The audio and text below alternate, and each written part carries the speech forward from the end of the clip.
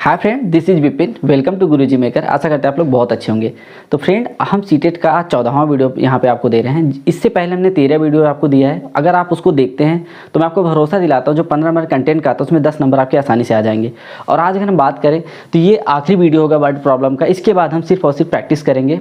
और अभी अब से देखा जाए तो मतलब एक्यूरेट हमारे पास 1 मंथ बचे हुए हैं अभी, और इतना हम लोग प्रैक्टिस कर लेंगे ताकि आसानी से आपके जो कंटेंट का 15 नंबर उसमें आसानी से, जिसको कुछ भी नहीं आ रहा उसका भी 10 से 12 आ जाए, और जिसको थोड़ा बहुत मैथ समझ में आता है उसका आराम से 15 नंबर आएगा यहाँ पे। ठीक, तो हम फटाफट चलते हैं। क्वेश्चन की बात अगर हम करें तो बहुत सिंपल क्वेश्चन है, बहुत आसान तरीके से पूछा जाता है। बट होता क्या है, इसमें सिर्फ और सिर्फ एक ही प्रॉब्लम है कि इसके वर्ड को हम समझ नहीं पाते, सिर्फ क्वेश्चन पूछा क्या है। और जब हम घर पे आते थे हमको लगता है यार बहुत सिंपल क्वेश्चन था, बट हमने गलत कर दिया या हमने स्किप कर दिया। ठीक, तो ऐसे क्वेश्चन को करने का सबसे बेहतर तरीका यह है कि आप इसको ऑप्शन को देखिए और उसके बाद सॉल्व करिए। क्योंकि अगर आप इसको मानेंगे एक्स वाई करके तो बहुत बड़ा हो जाएगा, क्वेश्चन लेंदी हो जाएगा और टाइम भी बहुत ज़्यादा जाएगा। तो सबसे आसान तरीका क्या है, आप ऑप्शन को साथ में लेके चलिए। ठीक, तो हम वही करेंगे। पहले इसमें क्या दिया है, मैं 2 अंकों की सम संख्या हूँ। ठीक, तो आपको ऑप्शन में देखना है सारे 2 अंकों की सम संख्या है। चलिए ठीक, यहाँ तक चारों ऑप्शन हमारे वैलिड हैं। ठीक, अब हम आगे बढ़ते हैं। आगे क्या कहा है कि मैं 3, 4 और 6 का सार गुणज हूँ। ठीक, अब इसका मतलब क्या है, जितने भी अंक यहाँ पे हैं इसमें से कोई एक ही ऑप्शन सही है, लेकिन जो भी ऑप्शन सही होगा वो 3 से भी, 4 से भी और 6 से सबसे डिविजिबल होगा, मतलब सबसे भाग देने पे कट जाएगा। तो अगर हम बात करें यहाँ पे 56 की, पहले जो 56 दिया पहले ऑप्शन की, तो अगर हम 3 से डिवाइड करेंगे तो ये नहीं कटे, क्योंकि हम बात करें 3 1 जा 3, तो यहाँ बच गया 26, और 26 जो है 3 के टेबल में नहीं आता, तो ये हमारे डिविजिबल नहीं होगा। दैट मीन्स ये ऑप्शन आपका नहीं सही होगा। हमारे पास बचे 3 ऑप्शन, आगे भी हमको यही चेक करना होगा।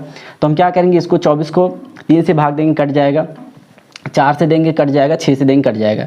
अब आगे चलते हैं, हम 36 को देखते हैं। ये भी 3 से कट जाएगा, 4 से देंगे तब भी कट जाएगा, 9 चौके 36 हो जाएगा, और 6 से देंगे तब भी 6 चौके 36 हो जाएगा। तो मतलब ये भी ऑप्शन हो सकता है।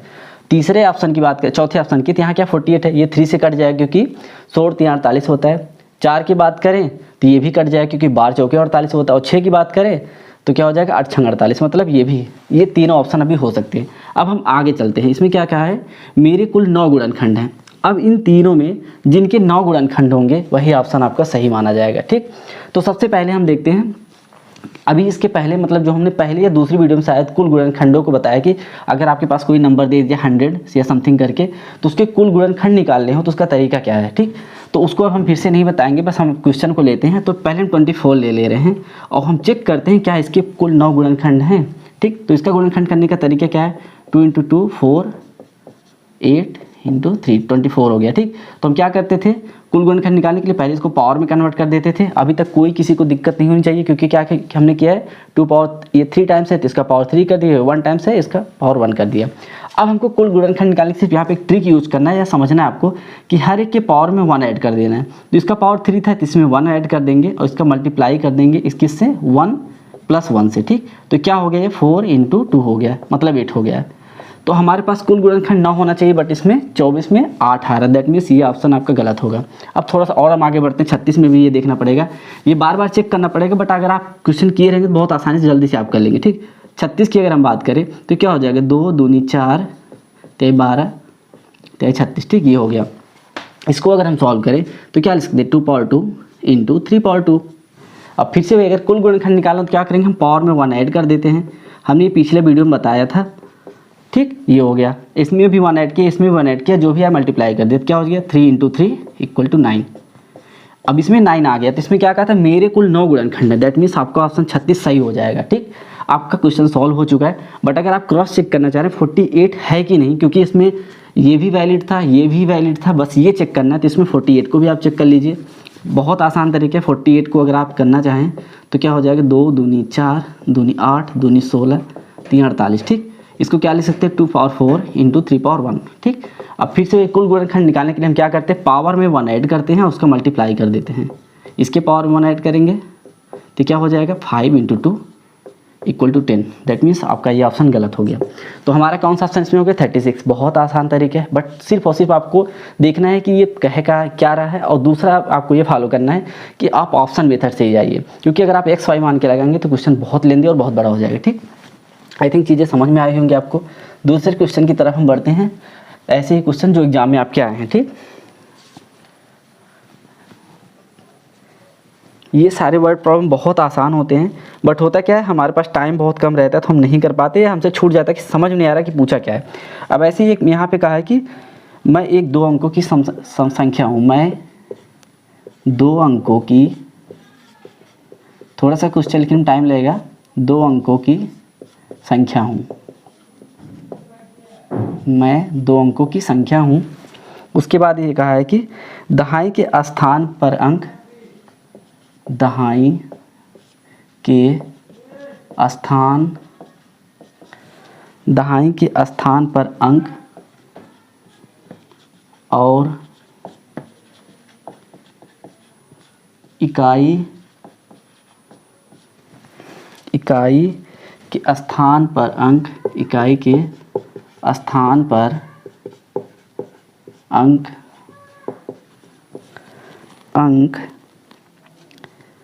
क्रमिक अभाज्य संख्याएं हैं, क्रमिक अभाज्य संख्याएं हैं। अभी आप देखेंगे क्वेश्चन सिर्फ बड़ा किया है, बहुत आसान है, बहुत आसान भाषा में इसको समझेंगे और आसानी से कर सकते हैं। क्रमिक अभाज्य संख्या है। उसके बाद कहा है कि अंकों का योग 3 और 4 का गुणज है, अंकों का योग 3 और 4 का गुणज है। अब देखिए क्वेश्चन आपको देखने में बड़ा लग रहा होगा लेकिन बहुत आसान है। इसकी अगर ऑप्शन की हम बात करें तो 35, बी ऑप्शन जो हमारा है वो 13, सी ऑप्शन की अगर हम बात करें तो 57, चौथे ऑप्शन की अगर हम बात करें 23। ये आपके ऑप्शंस हैं। अब देखिए ये क्वेश्चन बहुत आसान, बस आपको एक एक सेंटेंस फॉलो करना है और आपको देखना है ऑप्शन में कि वो मैच कर रहा है कि नहीं। अगर मैच किया तो ऑप्शन हो सकता है, नहीं किया तो हम उसको काटते जाएंगे। ठीक, तो पहले क्या मैं 2 अंकों की सम संख्या हूँ। ठीक, सारे 2 अंकों की सम संख्या है। हम आगे बढ़ते हैं। दहाई के स्थान पर अंक और इकाई के स्थान पर अंक क्रमिक अभाज्य संख्या है। अब पहले हम क्रमिक अभाज्य का मतलब समझ ले। क्रमिक अभाज्य मतलब जैसे क्या, 1, 3, 5, 7, 11, 13। ठीक, ये सब अभाज्य संख्या हैं। तो इसमें क्रमिक का मतलब क्या है, ये दोनों साथ में आई होंगी, या ये दोनों साथ में आई होंगी, या ये दोनों साथ में आएंगी। और ये भी हो सकता है कि 3, 5 साथ में आए हो, या 7, 11 साथ में आए हो। ठीक, क्रमिक मतलब क्रम से एक अभाज्य के बाद दूसरी अभाज्य संख्या है। ठीक, इसका मतलब ये है। तो अब हम पहले चेक कर लें कि इसमें क्रम से कौन। अब 3 के बाद 5 है, ये क्रमिक अभाज्य है, इसको मान सकते हैं। 1 के बाद 3 है, ये भी क्रमिक अभाज्य है, इसको मान सकते हैं। और 5 के बाद 7 है, ये भी क्रमिक अभाज्य है, और ये भी। ठीक, तो मतलब अभी यहाँ तक सारी चीज़ें। अब हम आगे देखते हैं। कहा है कि अंकों का योग 3 और 4 का गुणज है। तो पहले अंकों का योग 35, इसमें हम क्या करेंगे, जोड़ेंगे तो कितना हो, 8 हो जाएगा। अब 3 का गुणज है, नहीं है, तो मतलब 4 का तो है बट 3 का नहीं, तो मतलब ये ऑप्शन हमारा गलत हो गया। हम आगे देखते हैं। ये क्या है, 1, 3 है। इसमें क्या कहा है, 3 और 4 का गुणज है, तो इसका ऐड पहले क्या कहा है कि अंकों का योग, तो इसका अंकों का योग हम 4 कर ले रहे हैं, इसका 7, 5, 12 कर ले रहे हैं, इसका क्या करेंगे 3, 2, 5। 3 और 4 का गुणज होना चाहिए, है नहीं है, क्योंकि 4 का तो है बट 3 का नहीं है, तो हमारा ऑप्शन भी गलत हो गया। इसमें देखें अगर तो ये 3 का भी गुणज है और 4 का, कैसे, 3 चौके 12 होगा और 4 तेरह 12, मतलब आपका ये ऑप्शन सही होगा। और 5 में देखिए ना 3 का है ना 4 का। ठीक, ये गलत हो गया। तो देख सकते हैं आप क्वेश्चन बहुत सिंपल था, एक ही लाइन इसमें मेन थी, अंकों का योग 3 और 4 का गुणज है। आपको ऐड करके चीज़ें करना है, वैलिडिटी चेक करना कि कौन सा सही कौन सा गलत, और आपका ऑप्शन सही हो जाएगा। ठीक, आई थिंक चीज़ें समझ में आएंगी। बहुत आसान क्वेश्चन था। आप सोच देख सकते हैं हमने कहीं एक भी पेन यूज नहीं किया, बस सिर्फ और सिर्फ इसको यहाँ पे किया और हमारा क्वेश्चन सॉल्व हो गया। अगर इसको आप मानेंगे एक्स वाई या किस टर्म में, तो क्वेश्चन लेंदी हो जाएगा और आपका टाइम बहुत जाएगा। ठीक, तो हम अगले क्वेश्चन पे चलते हैं। अब अगर हम अगले क्वेश्चन की बात करें यहाँ पे, तो इसमें क्या दिया है कि मैं 2 अंकों की सम संख्या हूँ, मैं 6 व 7 का सामान्य गुणज हूँ, मेरे पास कुल 8 कारक है। 8 कारक का मतलब मेरे पास 8 फैक्टर है, 8 मल्टीपल है, या कुछ भी आप कहिए, 8 गुणनखंड है। ठीक, इसमें ये कहा है। तो सबसे पहले वही मेथड यूज करेंगे ऑप्शन पे। तो पहला क्या है, मैं 2 अंकों की सम संख्या हूँ। तो देखिए ये भी 2 अंकों की सम संख्या है, ये भी 2 अंकों की सम संख्या, ये भी, बट ये नहीं है, तो हमारा एक ऑप्शन यहाँ से हट गया। अब हम आगे बढ़ते हैं। मैं 6 व 7 का सामान्य गुणज हूँ, मतलब जो यहाँ पे संख्या है वो 6 से भी भाग देने पर कट जाएगा, 7 से भाग देने पर कट जाएगा। तो हम वही चेक करेंगे कौन सा कट रहा है कौन सा नहीं। इसको 6 से भाग देंगे तो कट जाएगा नहीं, 6 7 42 कट जाएगा। 7 से भाग देंगे 7 6 42 कट जाएगा, मतलब ये हो सकता है। अब हम इसको चेक करते हैं। 6 से भाग देंगे कट जाएगा, बट 7 से भाग देंगे नहीं, क्योंकि 7 के टेबल में 36 नहीं आता है, क्योंकि 7 5 35, उसके बाद 7 6 42 हो जाएगा, तो ये आपका ऑप्शन गलत हो जाएगा। इसको अगर हम देखें तो ये 6 से कट जाएगा। ठीक, कैसे, क्योंकि 6 के 6 बचेगा 2, 6 चौके 24, तो ये कट जाएगा। और 7 से भी कट जाएगा, क्योंकि 7 के 7 से कटेगा ही नहीं, हाँ 7 से कट, 7 के साथ 7 दूनी 14, 12 से 84 होता है ना, तो इससे भी कट, ये भी कट जा रहा है, तो मतलब आपका ऑप्शन या तो ये होगा या तो ये होगा। अब हमको अगले लाइन पे जाना है। यहाँ तक 2 लाइन में हम 2 ऑप्शन आपके यहाँ से हटा चुके हैं। अब हमारे पास या तो 42 हो गया तो 84 होगा। और इसमें कहा कि मेरे पास कुल 8 कारक हैं। 8 कारक मतलब मेरे पास कुल 8 गुणन है, वो गुणनखंड है, या मेरे पास 8 मल्टीपल है या फैक्टर है, ठीक। तो अब हम उसको चेक करेंगे। 42 हो गया 84, तो सबसे पहले 42 को ले रहे हैं। अब हमने बताया कि कुल गुणनखंड निकालने के क्या तरीके, पहले इसको फैक्टर बनाइए, तो क्या हो जाएगी 2 गुणे 3 गुणे 7, 2 3 6 42, ठीक, ये हो गया। इसको हम पावर में पहले कन्वर्ट कर लेंगे। फैक्टर अगर हमको निकालना है कितने मल्टीपल, तो पावर कन्वर्ट करेंगे, और हर पावर में 1 ऐड करके मल्टीप्लाई कर देंगे। इसके पावर में 1 ऐड कर दिए हम, इसके पावर में 1 ऐड कर दिए, और इसके पावर में भी 1 ऐड कर दिए। ये क्या हो गया 2 2 2 2 इंटू 2 इंटू 2, क्या हो गया 8। इसमें क्या कहा था, मेरे पास कुल 8 कारक है, मतलब 8 फैक्टर है। तो आपका ऑप्शन बी जो है वो सही हो जाएगा। बट अगर आपको अब भी यहाँ से तसल्ली करना 84 होगा कि नहीं, तो इसके भी कुल फैक्टर आप निकाल लीजिए। अगर इसके 8, अब ऑब्वियसली 100% आपका क्वेश्चन सही, बट हम यहाँ पे चेक कर दे रहे हैं कि 84 होगा कि नहीं। तो क्या हो जाएगा 84 का 2 दूनी 4 3 12 7 84, ठीक, इतना हो गया। तो इसको हम क्या करेंगे, पावर में कन्वर्ट करेंगे। 2 power 2 into 3 power 1 into 7 power 1। अब हर एक के पावर में जो घात है उसमें 1 ऐड करके मल्टीप्लाई कर देंगे। हम गुणनखंड निकालने के तरीके बता चुके हैं, ठीक, ये हो गया। तो यहाँ पे क्या हो गया 3 इंटू 2 इंटू 2, 3 दूनी 6 दूनी 12, ये 12 आ गया। तो मतलब इसके पास कुछ कुल 12 कारक हैं। तो ये ऑब्वियसली अब ये भी ऑप्शन आपका गलत हो जाएगा और आपका ऑप्शन ये सही हो गया। आप देख सकते हैं बहुत सिंपल क्वेश्चन है, बस आपको समझना होगा और ऑप्शन मेथड हमेशा अप्लाई करना होगा, क्योंकि ये सबसे बेहतरीन मेथड है। इसमें आपकी गलती होने के चांसेस बहुत कम है, और ऑप्शन आपके एलिमिनेट होते जाएंगे। आपको एक ऑप्शन जो सही है वो आपको ऑटोमेटिकली दिख जाएगा, हाँ मेरा ऑप्शन सही है, ठीक। इसमें कोई भी मैथमेटिकल कॉन्सेप्ट नहीं लगाना है, बाकी बस अब देखिए कितना आसान है, ठीक। अब थोड़ा हम अगले क्वेश्चन में बढ़ते हैं, इसी तरह के जो एग्जाम में आए हुए हैं, ठीक। एक क्वेश्चन यहाँ पे दिया है 52 का चौथा गुणज, 52 का चौथा गुणज और 37 का आठवां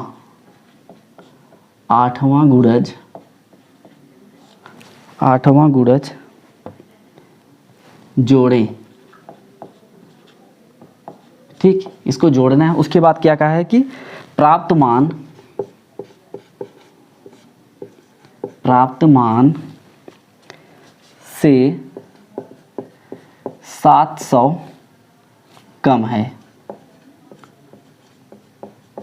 संख्या होगी। अब देखो ये बहुत आसान, इसमें आपको समझना होगा। आपके ऑप्शन यहाँ पे दिए हुए हैं 1400, बी ऑप्शन की बात करें तो 504, सी की ऑप्शन की बात करें 964, डी ऑप्शन की बात करें तो 1204। अब देखो इसको समझना बहुत आसान है। देखो इसमें क्या कहा है कि 52 का चौथा गुणज, मतलब 52 गुणज हम 4 कर दें, चौथा गुणज मिल जाएगा हमको। और कहा है 37 का 8वां गुणज, मतलब 37 गुणे 8 कर दें तो 37 का हमको 8वां गुणज मिल जाएगा, ठीक। यहाँ तक चीज़ें हो गई। फिर अगर हम आगे बढ़ें तो कहा है कि प्राप्त मान से 700 कम है, मतलब जो मान मिलेगा वो उससे 700 कम है, वही संख्या क्या होगी। तो मतलब जो हमको मिलेगा उसमें से अगर हम 700 ऐड कर देंगे तो हमको संख्या मिल जाएगी, क्योंकि प्राप्त संख्या से 700 कम है, ठीक। तो मतलब जो इसमें इन दोनों का गुणज में हम ऐड करने के बाद जो संख्या उससे 700 ऐड कर देंगे तो हमको संख्या मिल जाएगी, ठीक। तो हम क्या करेंगे 52 का चौथा गुणज निकालेंगे, 4 का मल्टीप्लाई कर देंगे, और 37 का 8वां गुणनखंड निकालने के लिए 8 मल्टीप्लाई कर देंगे। जो भी वैल्यू आएगी उसको ऐड कर लेंगे, ठीक। तो वही करेंगे हम 4 दूनी 8, 4 पंचे 20। इसमें क्या होगा 8 7 56, 8 3 24 5 29, ठीक, ये हो गया। अब इसको ऐड करना है आपको, क्या हो जाएगा 8 6 14, 9 1 10 5, ठीक, इतना हो गया, 504 आ गया। अब कहा है कि ये 700 से कम है, तो मतलब हम क्या करेंगे इसमें 700 ऐड कर देंगे।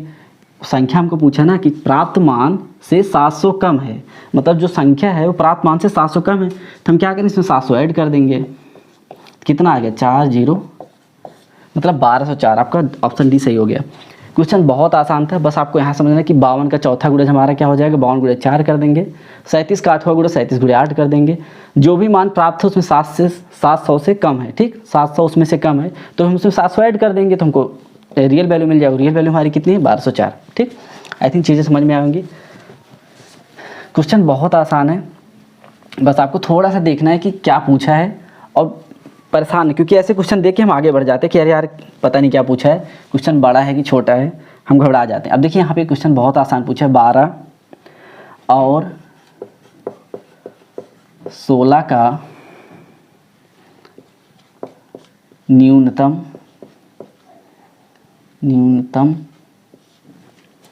सारगुणज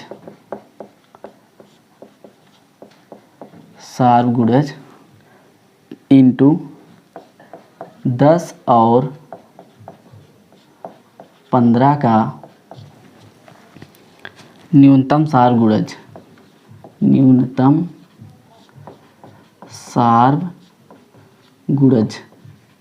ठीक, इसमें क्या यही क्वेश्चन ही है, बराबर है किसके, आपके ऑप्शन यहाँ पे दिए हैं। पहला ऑप्शन है 960, ऑप्शन बी की अगर हम बात करें तो 720, ऑप्शन सी की बात करें तो 1440, और ऑप्शन डी की बात करें तो 480 है। अब देखिए इसमें कुछ नहीं कहा है, 12 और 16 का न्यूनतम सारगुणज मल्टीप्लाई जो भी हो उसमें मल्टीप्लाई कराना है 10 और 15 के न्यूनतम सारगुणज पे। अब पहले हमको ये समझ रहा हूँ कि ये क्या है, क्योंकि ये नया हम देख लेते हैं कि यार ये क्या पूछ लिया है, समझ नहीं आता है। अगर इंग्लिश में देखेंगे तो चीज़ें बहुत नॉर्मल हो जाती है, क्योंकि स्मॉलेस्ट कॉमन फैक्टर हो जाता है। ठीक, तो उसमें तो आसान, बट हिंदी में दिया तो हमको कन्फ्यूजन थोड़ा हो जाता है। ये इसका मतलब सिर्फ और सिर्फ 12 और 16 का हमको एलसीएम निकालना है, और इसमें क्या करना है 10 और 15 का एलसीएम निकालना है।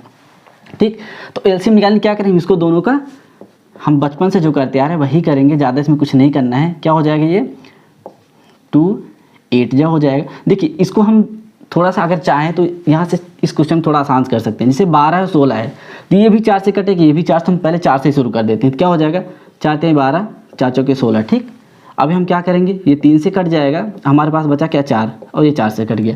तो यही जो हमारा है ये क्या हो जाएगा, हमारा न्यूनतम सारगुणज। ठीक, अब इसको थोड़ा सा अगर सिंपल लैंग्वेज जो हम बचपन से करते आ रहे हैं उसमें थोड़ा सा वही उसकी वैल्यू वही आएगी। क्या हो जाएगा, 2 6 जा हो जाएगा, 2 8 जा, ये 2 3 जा हो जाएगा, 2 4 जा, और ये फिर देखेंगे तो हम क्या हो जाएगा 2 3 जा, यहाँ पे 2 हो जाएगा, और ये 2 3 जा 1 हो जाएगा, और ये 3 हो जाएगा। अब देखिए क्या हो गया, 2 दूनी 4 दूनी 8 3 8 दूनी 16 16 48, इसका क्या हो गया 48 होगी। इसको वही करेंगे तो ये भी हो गया, 4 3 12 12 चौके 48। तो आप चाहें थोड़ा सा इसको शॉर्ट कर सकते हैं क्वेश्चन, क्योंकि 12 और 16 बहुत छोटा फैक्टर, आप इसमें समझ सकते हैं, हाँ ये 4 से कट जाएगा, तो आप यहाँ डायरेक्टली करके ऐसे कर सकते हैं। अब चाहे इसको फॉलो करें, चाहे जो आपको आसान है वो कर सकते हैं। तो इसका क्या आ गया, 48 आ गया। ठीक, जिसके 12 और 16 का न्यूनतम सारगुणज कितना है हमारा, 48 आ गया। इसमें मल्टीप्लाई कराना है हमको 10 और 15 के न्यूनतम सारगुणज का। ठीक, अब 10 और 15 की अगर हम बात करें तो इसको वही, अब देखिए 5 से दोनों कट जा रहा है, तो क्या करेंगे हम 5 दूनी 10 5 3 15। ठीक, 2 1 जा और 3 1 1 हो गया। तो ये हमारा क्या हो गया, 5 दूनी 10 30। ठीक, बहुत आसान। अब अगर आप इसको बेसिक मेथड जो हम बचपन से करे आते हैं वो उससे भी कर सकते हैं, उसकी वैल्यू वही आएगी। 2 5 10 15 हो गया, फिर हम 3 से करेंगे, बस थोड़ा सा टाइम आपका ज़्यादा चला जाएगा। ठीक, तो तब भी कितना आएगा, 5 3 15 दूनी 30, यहाँ भी 30 आएगा, यहाँ भी 30।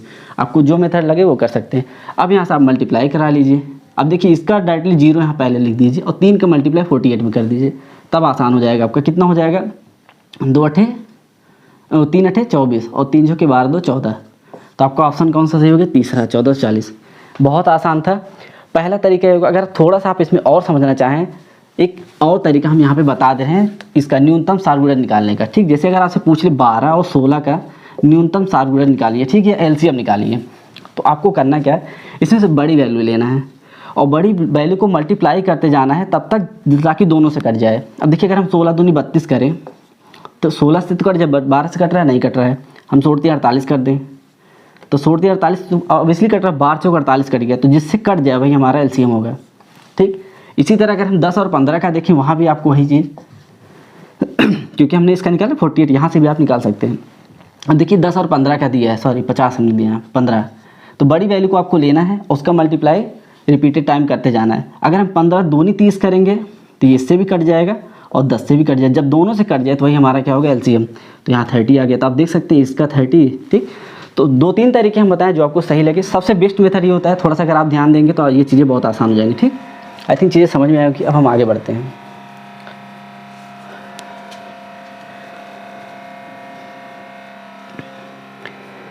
अगला क्वेश्चन है 6 9 12 का न्यूनतम सारगुणज, यहाँ पर चेंज हो गया है, -4, 6, 8 का न्यूनतम सारगुणज का न्यूनतम सारगुणज बराबर होगा। ये सब एग्जाम के क्वेश्चन आए हुए, बहुत आसान है, बस एक बार आप थोड़ा सा ध्यान दीजिएगा तो चीज़ें बहुत आसान हो जाएंगी। इसमें कितना ऑप्शन 6 है, बी ऑप्शन की बात करें तो 12 है, सी ऑप्शन 18 है और डी ऑप्शन की बात करें 24 है। अब देखिए इसको भी हम वही मेथड यूज़ करेंगे, 6, 9, 12 है, ठीक, 6, 9, 12 एलसीएम निकालना है।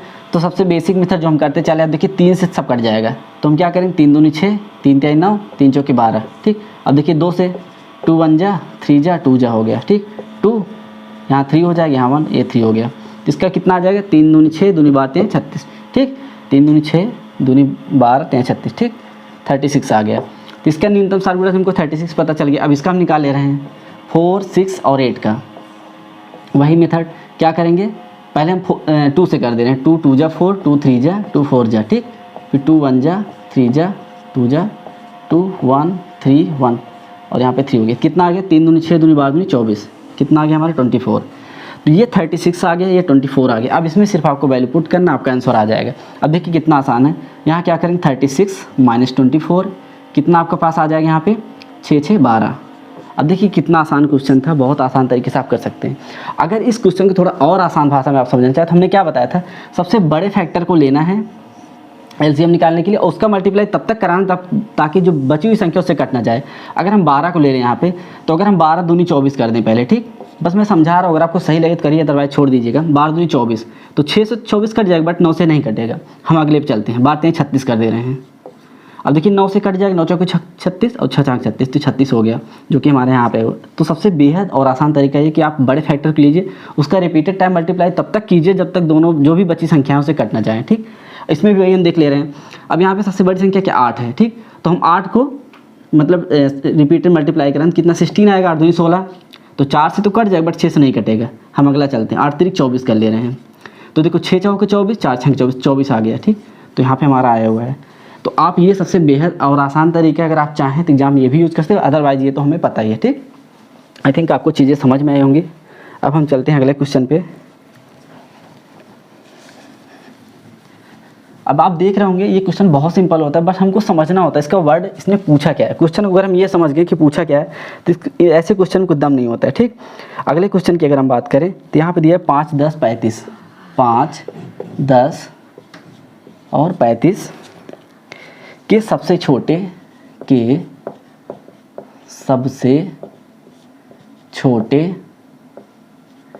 सारगुणज, सबसे छोटे सारगुणज और सबसे बड़े सारगुणज,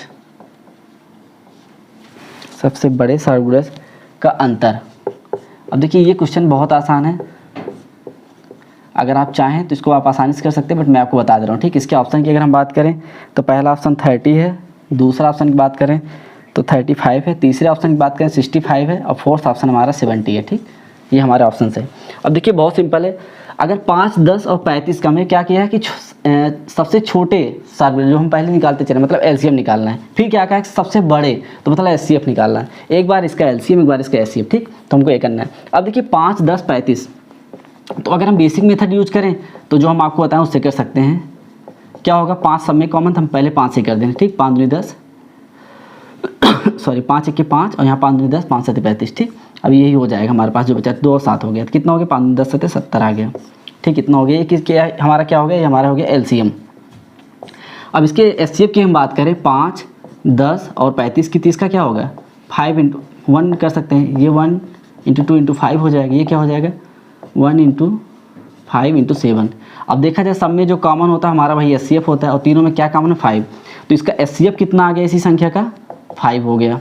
तो अब यही आपसे पूछा है कि इन दोनों का अंतर क्या है। आप बताइए इस क्वेश्चन में कोई दम है, बिल्कुल नहीं है। आप क्या करें सीधा 70 -5 = 65। बहुत आसान था, तीसरा ऑप्शन आपका यहाँ पे सही है। चीज़ें वही करना है। अगर आप यहाँ पे करना चाहे जो हमने बताया था, क्या करना, सबसे बड़ी संख्या को लेना है एलसीएम निकालने के लिए और उसको रिपीटेड मल्टीप्लाई करना। तो क्या होगा, 35 अगर हम 70 कर दें तो हमारा 10 सत्ते 70 कट जाएगा और 5 से भी कट जाएगा, तो इसका मतलब 70 एलसीएम हो गया और यहाँ पे हमने एलसीएम 70 निकाला है। ठीक, तो ये तरीका आप यूज़ कर सकते हैं और एचसीएफ निकालने का सबसे बेस्ट तरीका आसान है, आप यही फॉलो करिएगा ताकि कन्फ्यूजन ना हो। ठीक, आई थिंक ये क्वेश्चन आपको आ गया होगा। अब हम आगे बढ़ते हैं अपने अगले क्वेश्चन पे, और ये आखिरी क्वेश्चन होगा। कल से हम सिर्फ और सिर्फ प्रैक्टिस करेंगे और इतनी धुआंधार प्रैक्टिस कर लेंगे ताकि आसानी से हमारे 15 नंबर आ जाए। ठीक, आखिरी क्वेश्चन की अगर हम बात करें, यहाँ पे दिया है कि 36 और 60 का 36 व 60 का न्यूनतम सारगुणज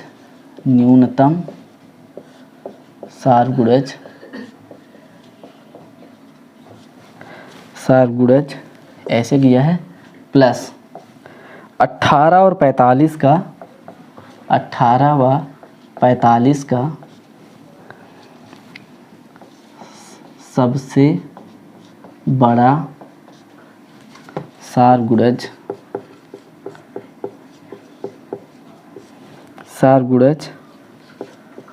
बराबर है।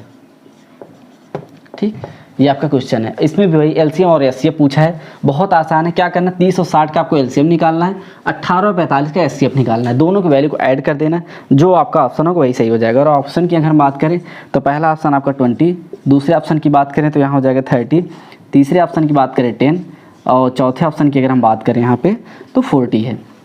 तो अब हम देखिए 36 और 60 का एलसीएम निकाल लेना। ठीक, तो क्या हो जाएगी, देखिए 12 से दोनों कट जाएगा, सीधा हम करेंगे, बातें 36, 12 पंचे 60 और हमारे क्या हो जाएगा 3 5, क्या हो जाएगा 5 15, 15 गुणे 12 बराबर कितना हो जाएगा 180। तो ये सबसे बड़ा मेथड है और आसान मेथड हमने क्या बताया, सबसे बड़ी संख्या को लेना है और उसमें रिपीटेड मल्टीप्लाई करना है। तो क्या करेंगे, अगर हम इसमें गुणे 2 कर दें तो 120 आएगा, 36 से कटेगा नहीं, हम आगे चलेंगे, 36 का 180 कर दे और ये 36 पंजे 180 कट जाएगा, मतलब क्या हो गया हमारा 180। तो आप इस मेथड सबसे बढ़िया, अगर आप चाहें तो इसको कर सकते हैं। बड़े वैल्यू को लेना और रिपीटेड मल्टीप्लाई करना है, तब तक करना जब तक यहाँ छोटी वैल्यू जो है वो उससे कट ना जाए, जब कट जाए वही हमारा एलसीएम होगा। ठीक, ये हो गया। तो इसका आपका न्यूनतम कितना आ गया सारगुणज 180 आ गया। अब इसमें क्या पूछा है, प्लस 18 और 45 का सबसे बड़ा गुणनखंड क्या होगा। सॉरी, यहाँ पे डिवीजन है। ठीक, डिवीजन यहाँ पे है, 18 और 45 का सबसे बड़ा। अब 18 और 45 का हमको क्या निकालना है, एचसीएफ निकालना है। तो क्या करेंगे हम, 18 क्या हो जाएगा 2 3 6 3 18 और 45 का क्या हो जाएगा 3 5 15 3 45। ठीक, इतना हो गया। अब इन दोनों में देखेंगे कॉमन क्या है, ये भी हमारा कॉमन है और ये हमारा कॉमन हो जाएगा। ठीक, ये हो गया, मतलब 3 × 3 इसका एचसीएफ होगा, मतलब 9। तो अब हमको यहाँ पे वैल्यू मिल गई है, इसकी वैल्यू कितनी आई थी 180 आई थी, यही पूछा था, 180 डिवाइडेड बाई 3 हो जाएगा। अब आप बताइए इस क्वेश्चन में कहीं भी कोई आपको तकलीफ होगी, सॉरी 9 होगा। ठीक, बिल्कुल नहीं होनी चाहिए। ठीक, और हम क्या करेंगे, इसको डिवाइड करेंगे तो 180 बाई 9 = 20, हमारा ऑप्शन बी सही हो जाएगा। तो ये सारे क्वेश्चन जो हम आपको बताएं, सारे एग्जाम के आए क्वेश्चन और बहुत इंपॉर्टेंट है, लेकिन बहुत ही आसान है। अगर आप इसको पूरा देखे होंगे तो आई थिंक सारी चीज़ आपको समझ में आएंगी। अब कल से हम सिर्फ और सिर्फ प्रैक्टिस करेंगे, उन 15 क्वेश्चन को प्रैक्टिस करेंगे जो पिछले एग्जाम में आपके आए हुए हैं। प्रैक्टिस का मतलब इतना ज़्यादा प्रैक्टिस करना है, ये मान चलिए अभी हमारे पास अप्रॉक्सीमेट 20 डे है। ठीक, क्योंकि अभी हम 10-15 दिन छोड़ देते हैं इधर उधर, तो 20 दिन में अगर 20 प्रैक्टिस सेट कर लें हैं, मान के चलिए अगर आप हमारे साथ बने हैं तो आपको अगर थोड़ा बहुत भी आ रहा है तो आप आराम से 12-13 नंबर कर लेंगे, और जिसको थोड़ी बहुत मैथ समझ में आती है वो आसानी से 15 नंबर गेन कर सकता है। तो आई थिंक सारी चीज़ समझ में आएंगी। फिर भी कोई कन्फ्यूजन आप हमसे कमेंट बॉक्स में जरूर पूछिएगा। तो ऐसे अच्छे और ऑथेंटिक कंटेंट के लिए हमारे साथ बनेगा, मेरे चैनल को सब्सक्राइब करें। थैंक यू, जय हिंद।